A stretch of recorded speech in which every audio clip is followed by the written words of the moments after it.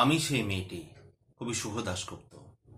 আমি সেই মেয়েটি, সেই মেয়ে যার জন্মের সময় কোনো শাঁখ বাজেনি, জন্ম থেকেই যে জ্যোতিষীর ছকে বন্দী, যার লগ্ন রাশি রাহুকেতুর দিশা খোঁজা হয়েছে, না, তার নিজের জন্য নয়, তার পিতার জন্য, তার ভাইয়ের জন্য, তার স্বামীর জন্য, তার পুত্রের জন্য।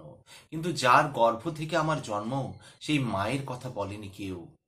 আমি সেই মেয়েটি, যে জন্ম থেকেই বিবাহের জন্য বলি প্রদত্ত, যার বাইরের চেহারা, চোখ নাক মুখ ত্বক চুল রং নিয়েই দর কষাকষি, কালো না ফর্সা, খেঁদা না টিকালো, লম্বা না বেঁটে, কুতকুতে না টানা টানা, যার মাথার বাইরেটা নিয়েই সকলের ভাবনা, মাথার ভেতরটা নিয়ে কারো কোনো মাথা ব্যথা নেই।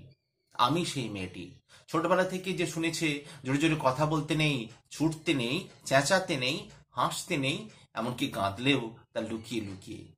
আমি সেই মেয়েটি, যাকে বলতে নেই খিদে পেয়েছে, ঘুম পেয়েছে, ক্লান্ত লাগছে, ইচ্ছে করছে না, আর পারছি না, আর পারছি না। আমি সেই মেয়েটি, খেলার জন্য যার হাতে তুলে দেওয়া হয়েছে পুতুল, পুতুলের আদল পাওয়ার জন্য, পুতুলের সংসার বানাবার জন্য। আমি সেই মেয়েটি, যে গত কোনো শতাব্দীতে 5 বছর বয়সে মালা দিয়েছি গঙ্গা যাত্রীর গলায়, কুলীন ব্রাহ্মণের 365তম স্ত্রীর অন্যতমা হয়ে স্বামীর গর্বে হয়েছি গর্বিণী। একাদশীর দিন অবুঝ দশমী বালিকা তৃষ্ণায় আটক ঘরে মাটি লেহন করতে করতে প্রাণ ত্যাগ করেছি। সন্তানের পর সন্তানের জন্ম দিতে দিতে যন্ত্রণায় মুখ থুবড়ে পড়েছি সূতিকাকারে, জ্বলে পুড়ে মরেছি সতীদাহে। আমি বুঝতে পারিনি যে চাকরির জায়গায় নিজের কাজের কুশলতা দেখাতে নেই। আমি বুঝতে পারিনি যে আমার প্রেমিককে তার প্রেমপত্রের বারণ ফুল ধরিয়ে দেওয়াই আমার ভুল হয়েছিল।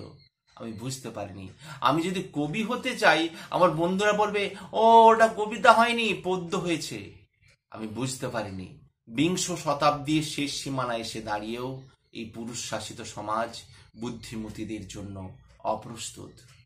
আমি সেই মেয়েটি, যে দেখেছে একটি নারী কেমন করে নিছক মেয়ে ছেলে বনে যায়, চরিত্রের উল্টো দিকে হেঁটে যায় সফল স্বামীদের গিন্নিরা, শিক্ষার চেয়ে উজ্জ্বলতা পায় বেনারসি শাড়ির ফুলকি, বুদ্ধি থেকে দীপ্তিমান হয়ে ওঠে অন্ধকারে হীরা পান্না।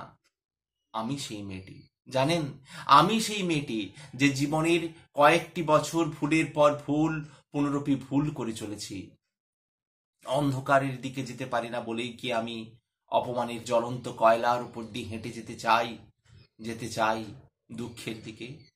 আমি প্রণাম জানাই সেই প্রথম আগুনকে, যার নাম বর্ণ পরিচয়, সেই অগ্নিশুদ্ধ পরম্পরাকে, সেই সব পুরুষ রমণীকে যারা 19বিংশ শতাব্দীর অন্ধকারের হাতলে জ্ঞানের আলো জ্বালিয়ে আমায় এক জন্মে জন্ম জন্মান্তরের জন্য দরজা খুলে দিয়েছেন।